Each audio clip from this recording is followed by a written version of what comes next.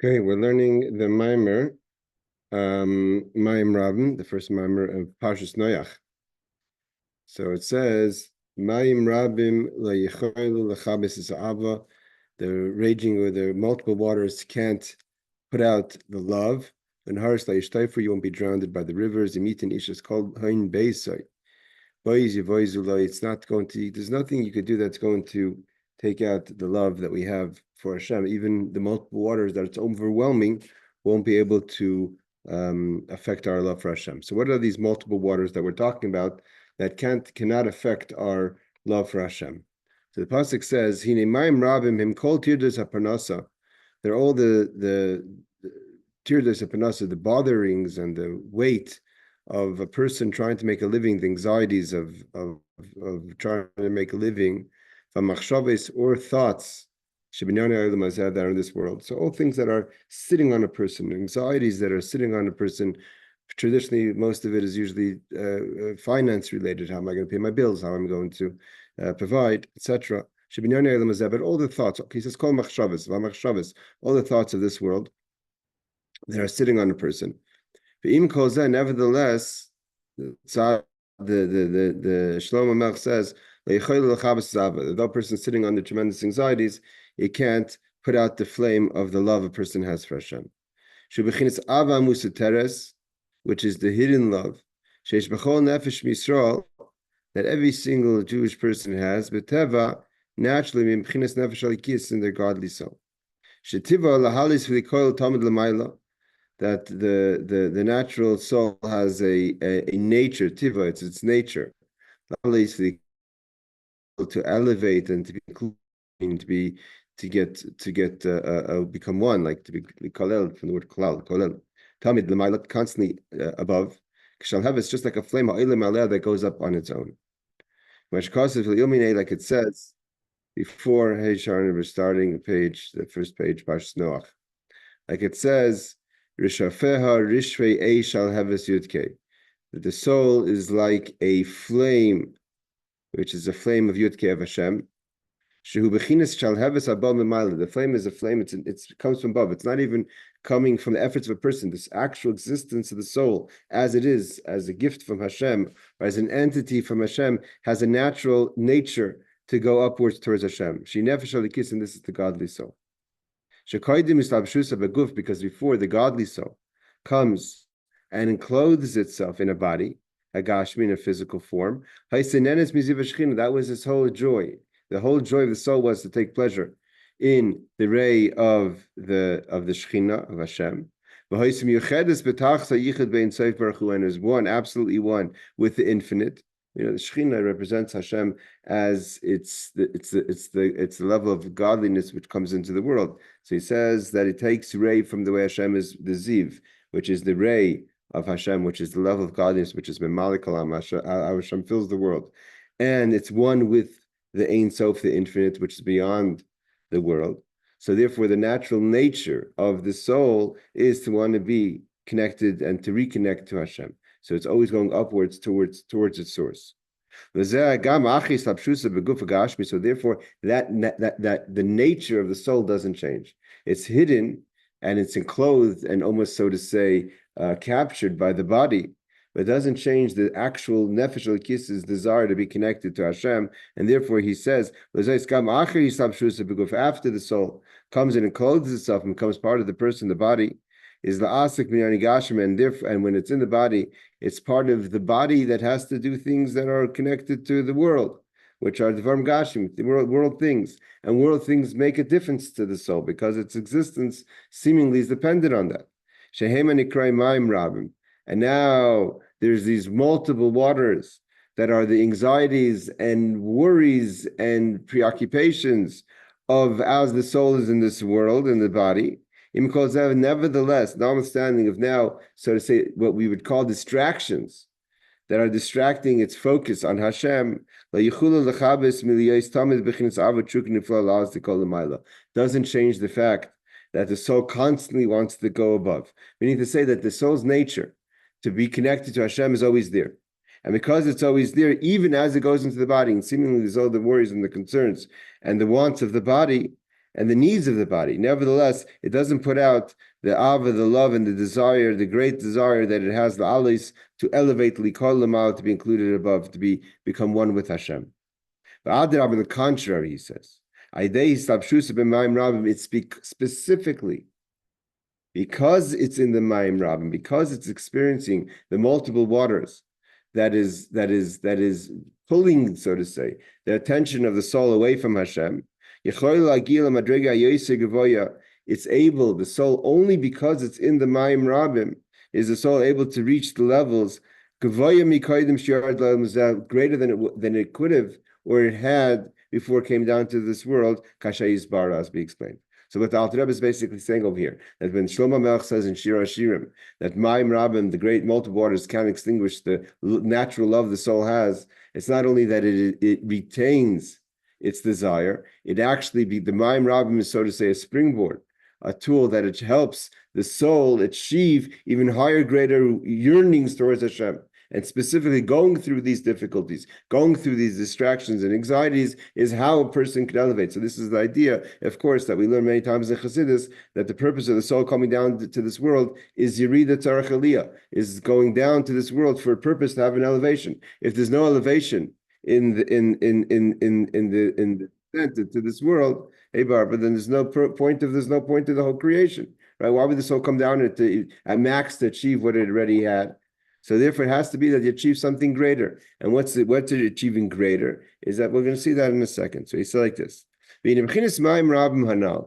these multiple waters, these distractions and anxieties that a person suffers through. What does this have to do with our parsha? So he says this is called the waters of Noach. As Yeshaya says in chapter 50, in chapter 54, he says, verse 9, Asher nishpati mi'avr mei Noach. So he says that I have, the verse says, Kimei Noach zoisli. So he says, for these to me are the waters of Noach. Asher nishpati mi'avr mei Noach, that I swore that the waters of Noach, that they will never, mi'avr mei Noach oid al will never be again the waters of Noach on the world, meaning God made a promise, a covenant, like we learned at the end of this week's parsha, or towards the middle of this week's parsha. God promises Noach that he will not bring another flood to the world. So too Hashem says, I swear, that I won't be angry from you, or kesef is from God's wrath, or I won't rebuke you. So we see that the Mei Noach is the Mayim Rabim, as it says in Yeshaya, is the Mei Noach is the waters of Noach. He explains why. What is the word Noach? Why is Noach called Noach? Noach means the word Naicha Derucha, a calming of the spirit.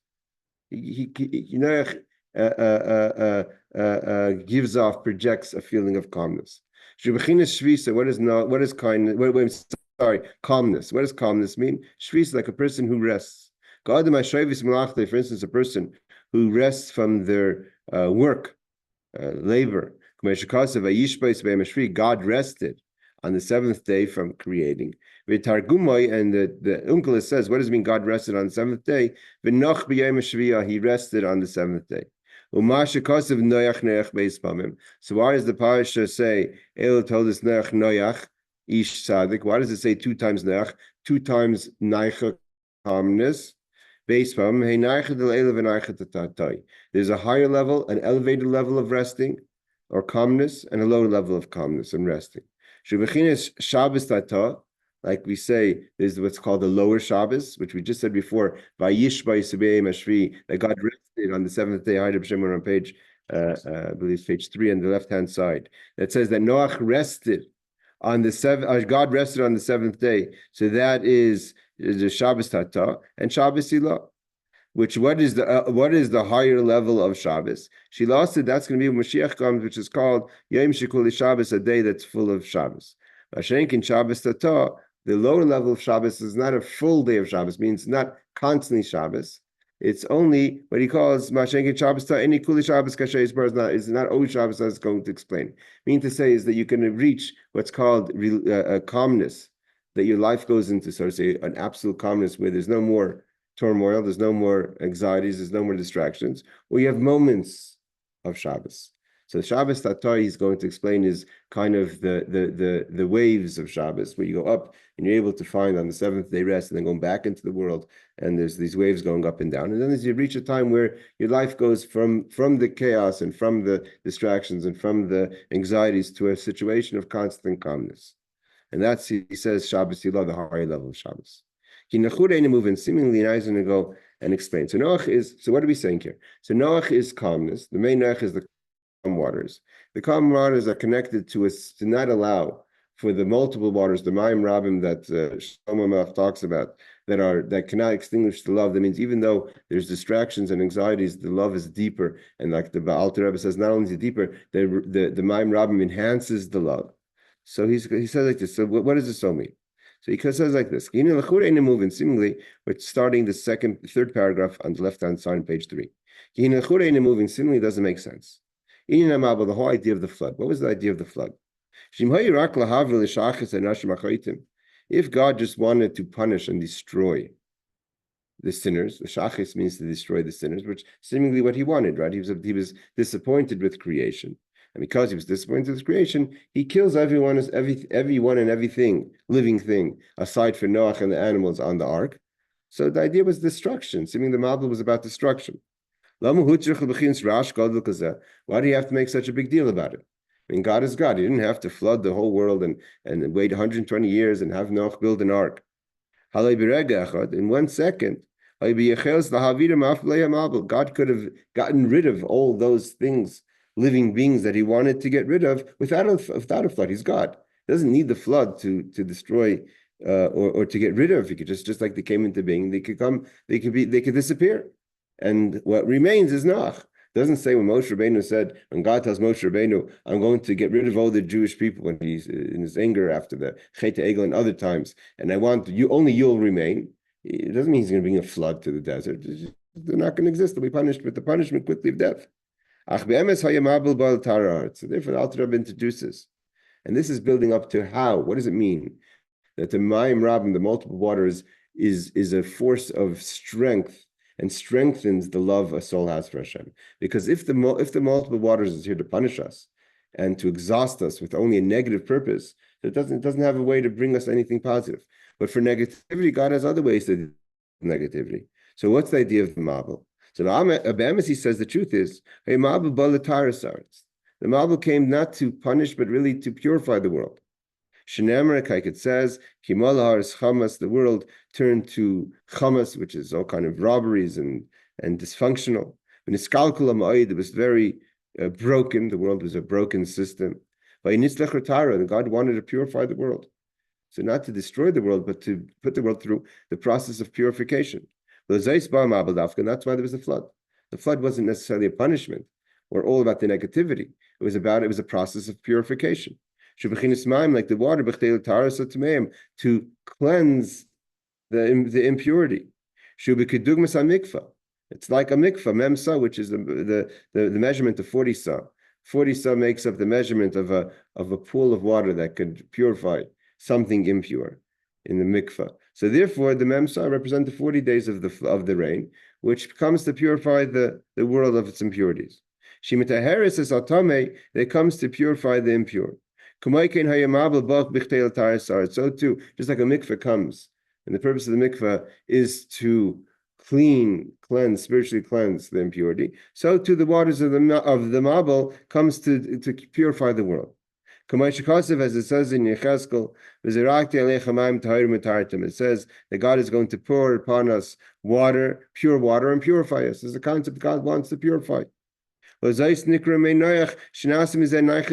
why the Mabel is called the waters of Noach, because it's not a punishment, it's a calmness. It brings calmness because it brings purification. Okay, so that's the idea of Noach in the time of the flood. But the idea that the Shlomo Melech says that a person goes through Mayim Rabim, that's also a process. So that's how he's explained. Now this is how he's going to explain that the Mayim Rabim is not just doesn't extinguish the fire, the love the soul has for Hashem, but actually enhances it. Because he says, "V'hine shibud parnasa." When a person is under the word shibud, the root word of shibud is of course eved, right? So when a person's enslaved parnasa, to trying to earn a living. And included in that is, like he says, kol machshavas, all thoughts that are distracting a person. That's also waters of calmness, even though seemingly the anxieties and stress. Why? Like it says, that God gave Avram Avinu, our forefather, the option that either his descendants could go through hell, means you live a life, and you're going to live your life as it is, and then the end of that, you're going to have to pay with it through hell. Or he offered him shibud, a process of avdus, of enslavement within their existence, within their life. And the Jewish people had played out, obviously, in the 210 years they were in Egypt, that they should have that should have the effect instead of going through Gehenna of hell. He says, just like a person who passes away, cannot go enter the Garden of Eden after one passes away. You can't just say, well, okay, I lived my life, and now I'm in the afterlife. What do you do in the afterlife? You go into the Garden of Eden. And what do we do in the Garden of Eden? We take pleasure in the ray of Hashem. But 1 second, but what kind of person are you? What kind of life did you live in this world? That you could just leave the world and then go back into the Garden of Eden and just as if nothing happened. So you can't just go right away into the Garden of Eden to take in the ray of Hashem. You have to go through a process of cleansing. Like it says about Acher, who was the Elisha ben Avo, the teacher of Rameir, that when Rameir was questioned what should be with him after he dies, should he just not take part in the world to come, or should he have to go through a difficult cleansing process in hell and be able to participate in the world to come? So Rameir said, Mutev dilidainei, let him go through judgment, and the judgment is a harsh judgment. Hell is not, like Job says, as bad as things may seem here for a person's life, doesn't come close to the experience of hell. So, but Rameir said in his case, Mutav dilidaine, let him go through, be judged in hell, and let him come to the world to come, than to be able to go to the world to come. Means have a person, basically, Rameir was asked, should he have a status quo of being a person who's not let in, or go through the difficulties of getting in? So he says, let him go through the difficulties of getting in, because that's how important it is, and that's how pleasurable it is for the soul to be in the Garden of Eden. You have to go through a process. And like it says, V'gam litfol b'nahar dinar, we know that even elevation within heaven itself, the souls have to be dipped in the nahar of dinar, which is a reference of it is in Daniel, which is an idea of like a burning river that souls have to go through, which is a forgetful process, which is a cleansing process, be able to elevate to higher realities within Gan Eden itself. Is so too. Just like a person through difficulties of experiences of hell with an Nar Dinar are able to experience high revelations in the afterlife, so too Shibud, a person who goes through Avdis, a person who goes through difficulties. And here we're talking about the Mammar, the difficulties of providing and of making a living, and all that is what is included in that. That helps a person elevate. Just like a person needs to go through hell to elevate into the world to come, it's a process of purification. So it's not a punishment. It's not God's punishing the person. It's a process of purification because you want to be able to get to a higher reality. And here the Alter Rebbe says it's not just to get back to where you were. Because again, there's no purpose of an exercise to get back to where you were. The idea is to be able to get to a higher place than you were before. Otherwise, there's no purpose. Their soul could just stay in heaven. So the fact that the soul comes down to this world, that's what he says in the beginning. The Mammar Rabbim brings it to a kind of love that it wouldn't experience had it not gone through these difficulties, whether that includes the sinning and needing the cleansing of the sinning, or in general the purification. So he says like this: what does it mean, shibud? That a person goes through difficulties. Because shibud ain't a pirush ma'ashesh love atam melech. It's not like today you have a king. Pay taxes, right? Alter Rebbe says a person may think, what's difficulties? I'm paying my taxes. I'm going through life. It's hard to make ends meet. There was also kings, not just now in Gullus, where we have governments that are expecting from us, but also in the times of the temple. There was kings. We know that Solomon had a high tax bracket for people. Everyone had to give 1/10 to the king. So he's not talking about that the fact that you have to give something. When the temple was standing, there was such a flow of blessing that people were happy to be able to provide for others and to give towards the, so to say, the pool of the government to provide. He says, there was tremendous blessing and flow. The land of Eretz Yisrael was Eretz Zavas Chalav Dvash, a land flowing of milk and honey. There was substance. There was, everyone had enough income, and then some. That was beyond nature. So in the times of Shlomo Melech, the Jewish people lived in a comfort that was beyond nature even. As it says in the end of Ksubis, people did not suffer from worries, and daigus is concerned of the preoccupation of making of putting yourself through a difficulty of making a living. So therefore, they were happy to. So the idea is not that you have to give something. Giving is not the problem. Is to have what to give is the problem. And therefore, you have because they were able to, in the times of King Solomon, they were blessed with ish tachas gafni, ish tachas teinasai. The Torah testifies of the blessings of King Solomon. Therefore, people, it wasn't difficult to give. But now their person is that really can provide for himself or can't even provide for himself. All that anxiety is difficulties. That's the shibud. That's the difficulty. But now a person has to go through yagia, toil, and the preoccupations of providing. You have to put yourself into the things that you have to do in this world. That creates ma'im rabim. So again, although Chassidus traditionally coins the ma'im rabim as the tirdas of parnasa, the difficulties of making a living and getting by. It includes, like the Alter Rebbe said in the beginning, kol machshavos. If a person, Baruch Hashem, is blessed, that's not their concern. There's other things that are on your mind that are drowning you out, so to say. Shenikr mei Noach, but nevertheless, those are called the waters of Noah. It means the person who's suffering through the anxieties looks at it as difficulties.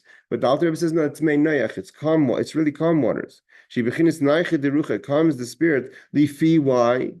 Because only through the experience of going through these difficulties, mis'alis haneshama, is the soul able to elevate to such levels that the soul was never able to achieve before that. The comfort the soul had in its existence in heaven, to just be there without any worries, without any complications, and in such an environment to love God is not so difficult. Right, like in days of King Solomon, to pay taxes when you have a lot of money isn't so difficult. You may not like it, but it's not so difficult. But only when the soul goes through difficulties and challenges and exhaustion and drowning, does it able to have elevations that it did, the comforts that it didn't have in the world in before it came down to this world, is able to achieve heights that it wasn't able before.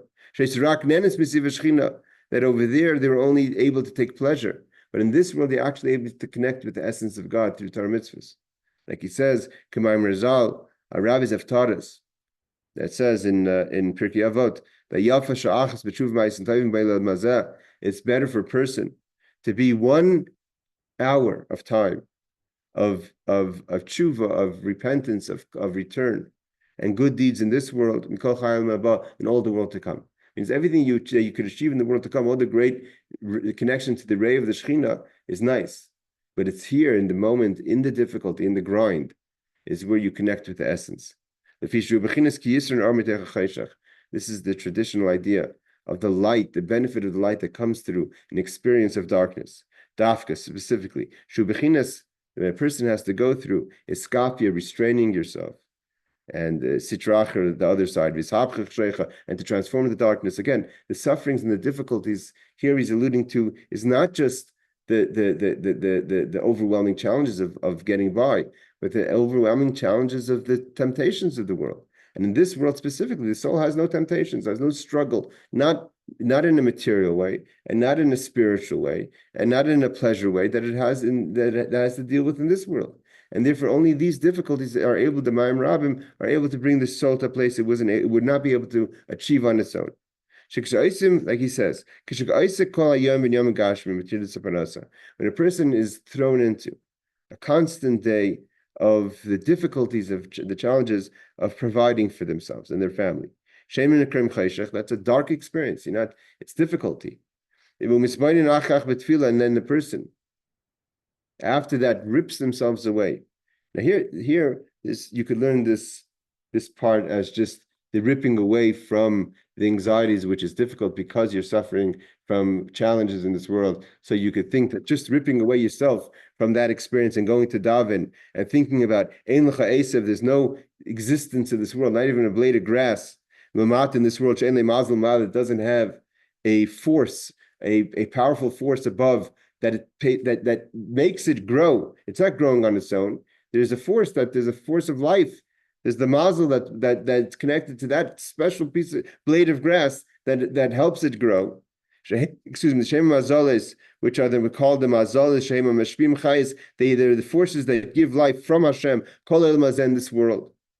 Like it says in the verse of Zos Bracha that we just finished, it says, when we meged Tfuas Shemesh, when we meged Gerish, Yerachayim, that the sweetness of the produce of the sun and the sweetness of the moon's yield, meaning to say that this Mazalis, which is referring to the way Hashem blesses through the fruits and vegetables that come from the sun and those that benefit from the moon.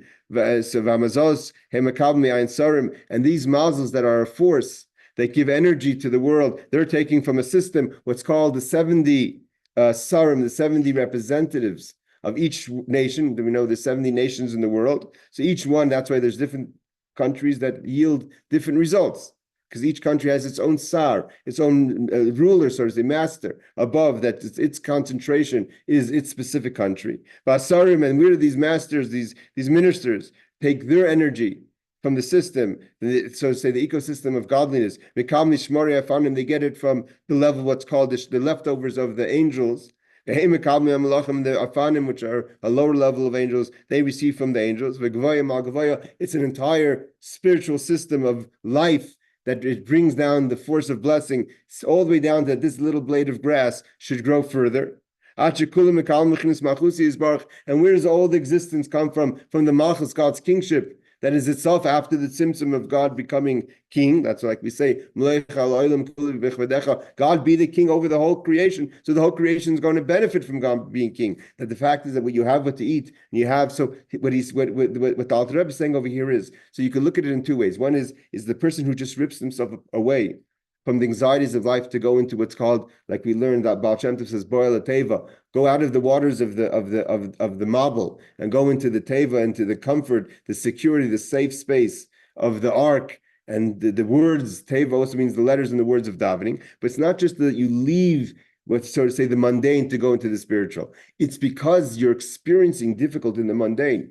It means what's the example that Alter Rebbe is giving? He's not giving an example of a person who rips themselves away from the mundane to think about Yichud Eilah, Yichud Tata, the greatness, so to say, the abstract greatness of God. It's specifically related to the person's challenge, because you're challenging to provide. So the worldly things is not an abstract concept. You know that for me to live, for me to put food on my table, it has to come from somewhere.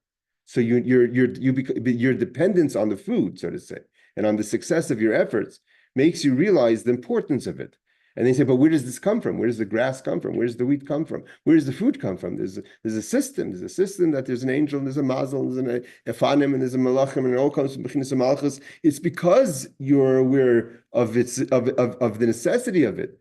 It's not easy. So you appreciate the system of Hashem. I mean, say it's only because the difficulties bring you to the appreciation. That's what he's saying. The Mammar Rabbim actually brings the soul to a reality. The soul, when it's away, when it's disconnected, when it's in heaven, there's no dependency. It just exists.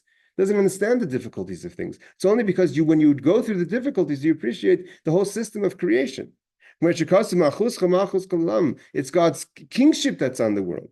God creates the entire world from nothing to something, and it's because you're part of that story. Like, it says that we learned last year. The Alter Rebbe says about the difference between Adam and Eve before eating from the tree of knowledge and afterwards. That the angels also knew about the existence of evil, but it didn't bother them. It wasn't personal. It didn't matter to them. It was a concept. But now it's not a concept to you anymore. You're living the experience. And therefore, you say, God's kingship's over the world. You recognize and you're feeling God's creation constantly from something to nothing into something. And then when you realize that itself is only a ziva shechina bivad. That's not the essence of God. That's define God as a creator. He is a creator, but that's not defined him. So basically, you're climbing the ladder of tefillah. That's why we start with the Pesukah de Zimra. And from Pesukah de Zimra, we go to Krishma. And from Krishma, we go to Shemona Esrei. It's only because of going through this experience, you're reaching higher and higher till that you realize that's only the Ziv. I have a question. Yes. I have a question.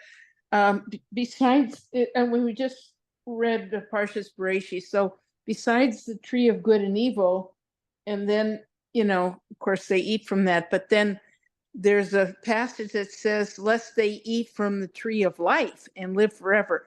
So it's like a separate tree, or it's the same tree from a different aspect that we haven't eaten from, that we're mortal. How do you understand that tree? Okay, so Separation. because not directly connected with learning, I'll answer you too short. We actually learned this last year in the Mammar on Parshas. The tree of life was a tree that gave everlasting, that would give, so to say, everlasting life. The Alter Rebbe asked then, what was the man only received the punishment of death because they ate from the tree of knowledge. So they were anyway supposed to live forever. So what was God concerned about them living forever? Nothing changed. That was the plan initially. Well, the difference was they were going to live forever before they ate from the tree of knowledge, which was bad. And when you ate from the tree of knowledge, God didn't want the evil to exist forever. Because evil became part of our existence, that the struggles from within. It's not an outside force. It's something that became part of us. So therefore, Hashem said, no, once that you've eaten from the tree of knowledge, then it's harmful to eat from the tree of life. The tree of life was its own, was in a concept that brought a person above the limitations of creation, that the right and wrong didn't matter. Death is connected to right and wrong because we've eaten from the tree of knowledge, and we brought bad to us, and we behave on that bad. So therefore, there's death in the world. The tree of life would override that system, notwithstanding of your behavior, you would live forever, and that God didn't want. So he banished us from the Garden of Eden. But the idea of the tree of knowledge. So is there a going back in being able to have the tree of life? It is the tree of life, and that is when the Mashiach comes, when we get rid of the tree of knowledge or the evil. When the tree of our connection to the tree of life can only come back once we rectify, which is what our avoda has been and is until Mashiach comes, is to fix to eradicate the remains of the tree of knowledge. Okay, thanks. You're welcome. So he said like this, and the person continues the build-up, like we do in Tefillah, to the blessings before Krishma, to the essence of God. Which is the infinite, is, will be, and was. There's no change in the essence of God. Like it says, and all this a person realizes. It means the way you climb the ladder is because you're in the mud. That's the point. It means that there's if you don't get the shake in life, you don't get a bit of a shuckle, like they say. So you take in what you take in. You don't explore further. It's only the challenge that makes a person explore. First of all, you start with appreciation of what you have because you don't take it for granted, and that brings the person's realization that there's beyond the force of creation, so to say. There's the infinite of Hashem, which is Hoya Hoya, is, will be, and was, beyond time and space. But when a person goes through this, his bonus contemplation, again triggered by the Mayim Rabbim, and pulling yourself out of those waters, going into the Teva, going into the words of Tefillah, in the depth, applying your knowledge. So the yield that you get from that, the love that you get from that journey of experiencing what you're going through, and the realization of the levels of godness beyond that, it's real to you. So he says, therefore, when you awaken, you arouse the soul, a love and a yearning, of a fire. You don't want to be in this darkness anymore. And Gashmi, that's tied down to the physical and material. Why am I motivated? What is my checks and balances all about? The parnasa and the livelihood. Why is this guiding me? So this is pulling you higher. It's a force. It's a tension that's pulling you higher. You want to get out of that kind of limitation, that definition. That's you don't want your relationship of Hashem to only be a relationship dependent on God helping you, providing for you, helping you get through the day. And you want to just cleave to the infinite of Hashem that's beyond just the provider, so to say. I'm not looking for what heaven or what's with you. I want the essence of God himself. But that realization only comes through that experience. You're not driven, you're not interested in the lower level of Garden Eden, not by the higher level of Garden of Eden. Realizing what realizing the exchange of your present relationship with Hashem, which is dependent on your dependency, makes you to want to get out of that dependency. And therefore you want it's not about Garden of Eden, it's not about Ray, it's not about more light or less light. I want only God himself. That was not Alter Rebbe was always saying that. The Rebbe quoted the Tzemach Tzedek, his grandfather say, I don't want your Garden of Eden, I don't want your garden, your Olam Haba. I just want you. I don't need all these experiences, all these rewards. That the world to come in the Garden of Eden is just about sitting here and basking in the ray of Hashem. And I don't want the ray. That's another form of reward. I want himself. I want God himself. To be one with the essence of God, like it says, the Zohar says, to become one with the body of the king. And that's what it means to return. And returning, that's why tshuva is connected to everybody. Tshuva is not about sinning, because the tzaddik needs that tshuva also to get to that level. The tzaddik is just, there's like the perfect soul that never went down to this world. Only with tshuva, only with the stronger strength, so to say, that comes through the difficulties, is what that's the return that you go higher. Shabbat dafka only comes from a dark experience. Because you feel so the disconnect and the smallness of your being preoccupied constantly in worldly things. Because the light will only come from darkness. You need to go through an experience of darkness to reach the light. And this is what it means when we say in the Shema that you love Hashem with all your might. No limits. To reach no limits is you have to be extremely limited. Only comes from the opposite of limitless, of the limited of darkness. Good alone, that's Malchachaim. That's the angel of life. But there's never a challenge. That's good. That's okay. It's good. You want Tov Ma'od, you want very good. That comes from death. That comes from challenge. That comes from darkness. From the opposite of life. And darkness. That comes from the struggle that a person has with their animal within them. Only through that you could reach the love of all your might. Because now he's going to deduce a new idea. It's not just the experience of the challenge that is a force to break through that brings a person to a higher place, but it's also the force itself is from a higher place. The darkness itself, the challenge of the animal, comes from a higher place. What does that mean? And these are the kings. It says in Parshas Vayishlach, the kings of Esav, which represent the kings of chaos, which represents the concept of the animal soul, are the kings before the kings of Israel. It says not just that they were there before in time, but before in greatness. The kings of Israel is the godly soul. But when the kings that were on a higher level, because they were so high and they were not lights that could be settled, so they caused Shir HaShirim. This is the concept of the breaking of the vessels. So therefore, Nafalamata, this energy, this tremendous energy, Hey Ariel, falls all the way below. Like it says, they were kings, but then they died. But they come from a higher space. Their initial source of energy is from a higher space. Therefore, they're able to. Why is the Nefesh Bahamas? Why is the animal soul so powerful against the godly soul? Why can't the godly soul just break through? It's because its root is very strong.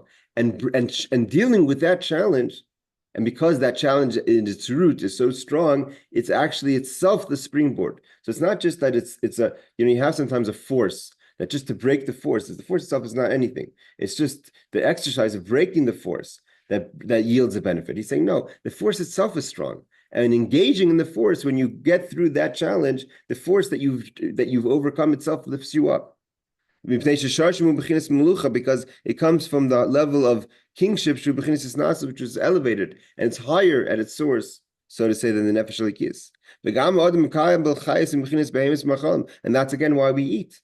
Same famous question we've asked many times. Why does a person have to eat from food and animals? Without eating food, you can't live. The food does, I mean, it may need the so to say, a person to plant it, but it doesn't need the person, doesn't siphon off doesn't live off a human. An animal doesn't, the animal kingdom doesn't need to know of the existence of humans. They've been doing their own thing for many years. Because they're higher than the people. And he calls not just the Adam, but the Shar, even the Nefesh Halikis. And therefore doesn't need it. Although to tikkun, to fix it, we need man is to take that broken pieces of energy and put it back together. So therefore, when we become, our body, our godly soul enters, so to say, the animal soul within us. And because of that, to provide for the animal soul, it has to go into the worries and the thoughts of making a living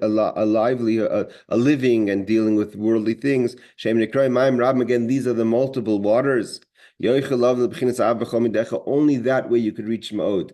Ma'od, yes, Ma'od is Malach HaMavis, the angel of death. There's a lot of negativity over there. But in that negativity, there's a source of positivity, which means, excuse me, what Alter Rebbe is explaining is a very important point.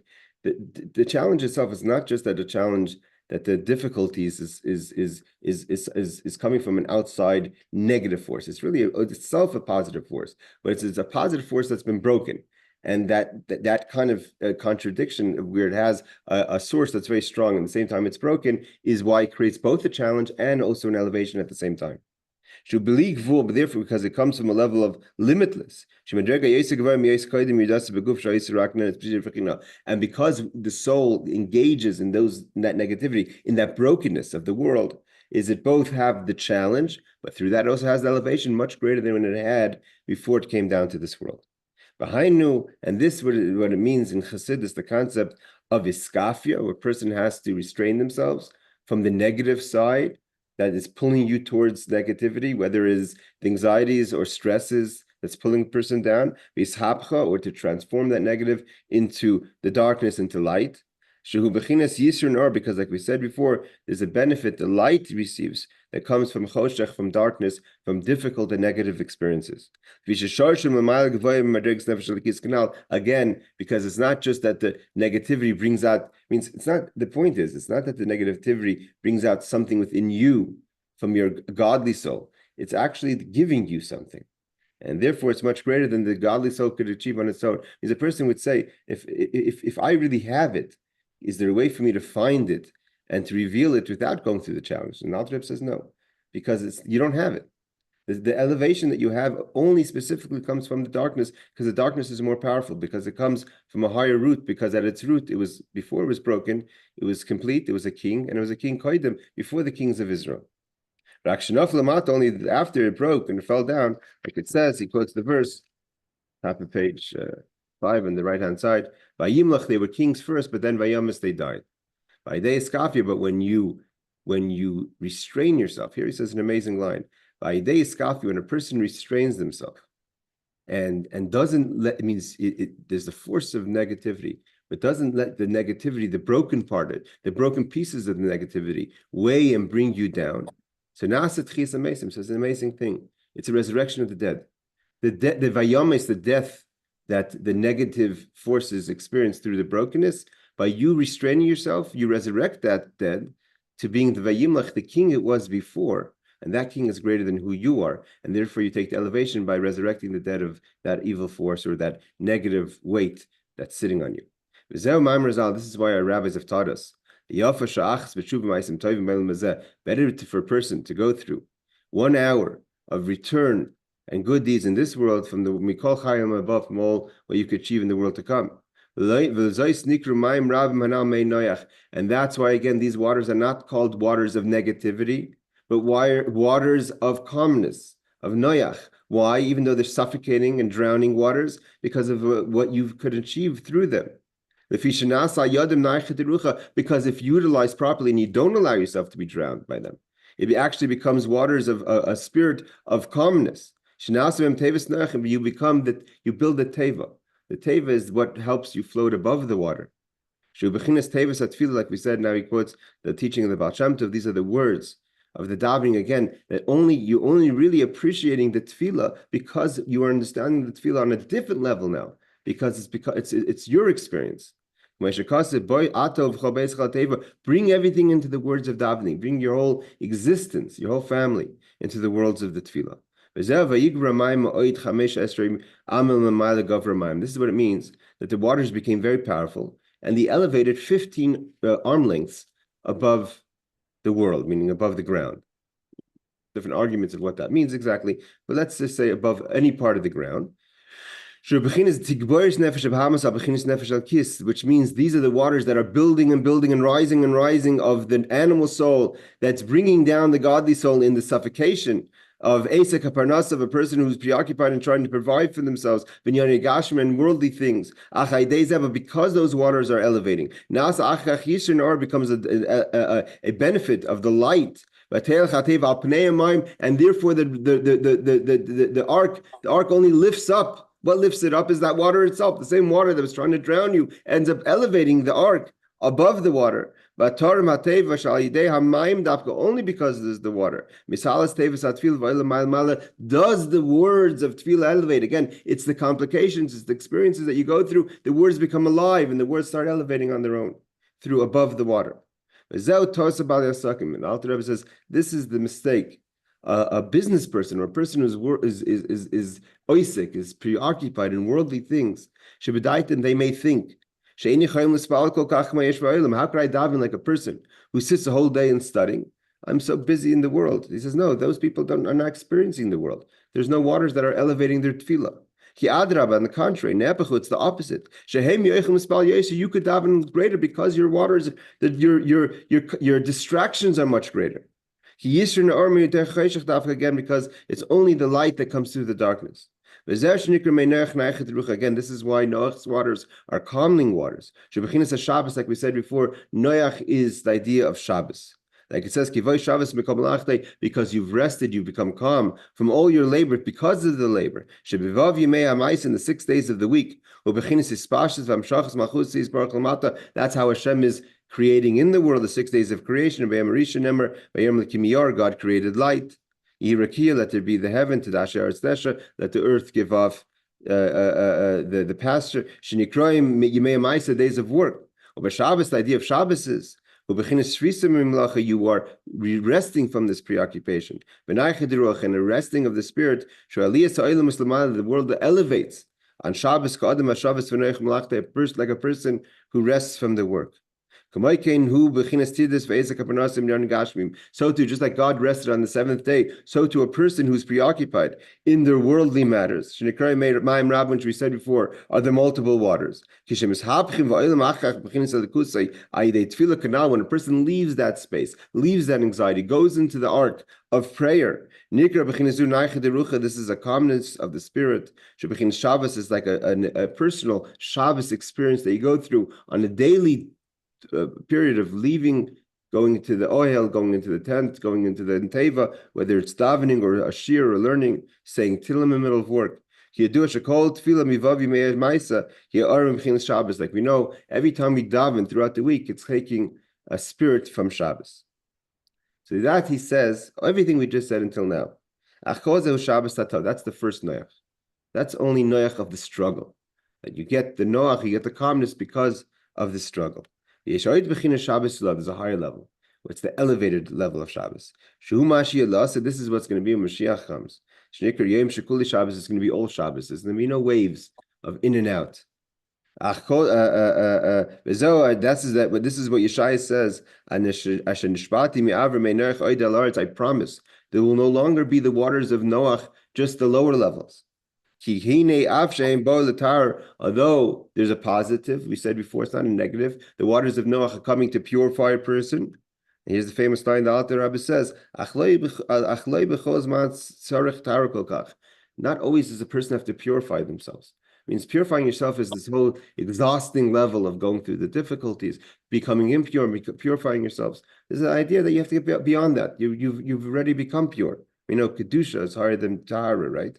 So it says, I promise that there's going to be a time where there no longer will be the anger of the main Noach. There'll be no longer the anger, the rebuke that comes with it. Although we just said the benefit of darkness that brings the benefit of a greater light, which brings out to the great love of all your might, ma'od, tov ma'od. Nevertheless, there's a level of love that's a gift from above.